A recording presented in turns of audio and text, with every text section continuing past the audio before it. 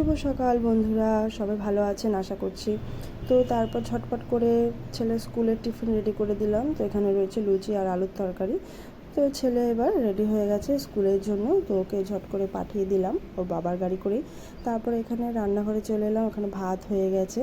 তো এখানে আলু ভাজা আর কাঁকরোল ভাজা হচ্ছে, তার সঙ্গে আর কিছু উচ্ছে ভাজা ভাজবো, যেটা আমার শাশুড়ি মার জন্য।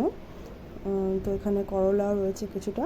তো এই ভাজা হতে হতেই বরমশাই নিয়ে এসে এখানে শাটিং মাছ, আর এখানে রয়েছে কুচো চিংড়ি। তো আজ রান্না হলো, এখানে ভাজা রয়েছে সব কিছু, আর এখানে হচ্ছে ওল কচু দিয়ে কুচো চিংড়ির ঝোল, আর রয়েছে মাছ পাতা, যেটা আমার শাশুড়ি মা করেছেন। তো শাটিং মাছ দিয়ে খুব সুন্দর হয়েছিল মাছ পাতাটা করেছে। আপনারা কারা কারা মাছ পাতা খেতে পছন্দ করেন? তো তারপর রান্না বান্না সেরে চলে গেলাম স্নান করে। তো স্নান করে সেরে চলে এলাম। তো এবার জামাটাও মেলে দিচ্ছি।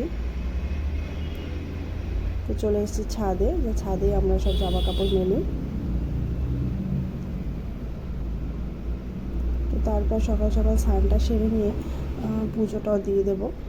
তো ঠাকুর পুজোটা সকাল সকাল হয়ে গেলে খুবই ভালো লাগে, মনটাও ভরে যায়।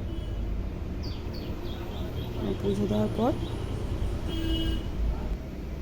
এবার একটু রেডি হয়ে নিলাম। তো ছেলেকে আবার স্কুল থেকে আনতে যেতে হবে, তো চট করে রেডি হয়ে, তো দেখুন ছেলে স্কুল থেকে চলে এসছে। তো ওর বায়না হয়েছে মা মাছ পাতার যে কলা পাতাটা ছিল সেই পাতাটার মধ্যে ও ভাত খাবে।